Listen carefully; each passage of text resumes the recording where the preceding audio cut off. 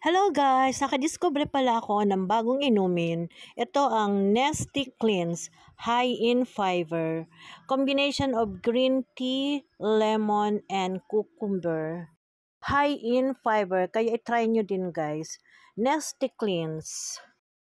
Recommended ko to guys dahil no added sugar na siya. Marerefresh ka at marerelax ka sa inuming ito. Pwede ito sa malamig at mainit na tubig. Kaya kung naghahanap kayo ng inumin na nakaka-refresh at nakaka-relax. Bali, ang laman pala ng isang box is 10 packs.